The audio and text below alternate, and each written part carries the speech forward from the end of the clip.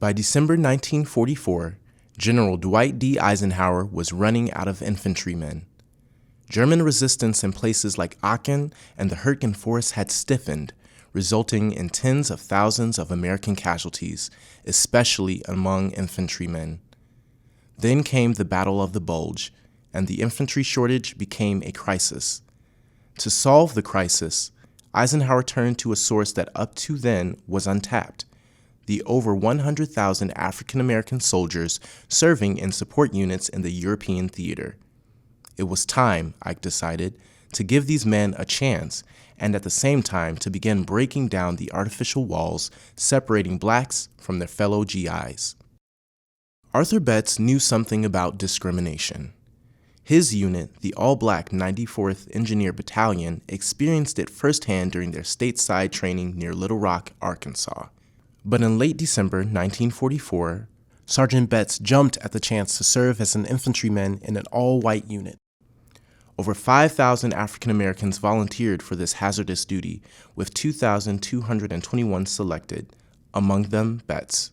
He was reduced to the rank of private and assigned to the 353rd Infantry Regiment, part of the 99th Checkerboard Division.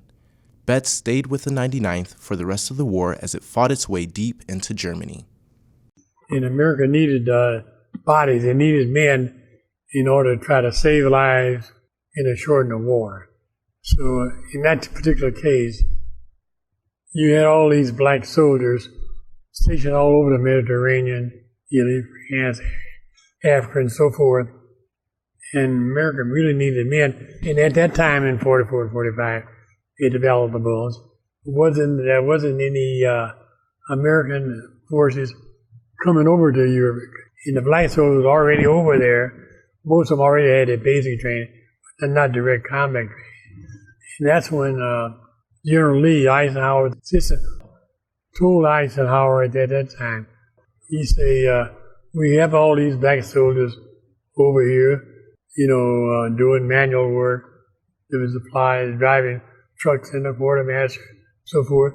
But we need men, we need bodies on the field there to save lives, shorten this war. We weakened. Nothing's coming over. He said, why don't you issue the proclamation order to all these black units over there for volunteers to come and help out in combat. But none of the black units or soldiers knew that they would be sent to all white units, because up to that time they knew that from the history of the United States, the American Army had been segregated all the time. They figured if they were called up to help out, they would be called and sent to segregated units, like it was at the present and like it always has been. So Eisenhower agreed to issue a proclamation, a call for these black soldiers. So I think the call went out, over 5,000 black soldiers, through whatever reason, patriotism, how they felt, just to the challenge of wanting to leave the organization.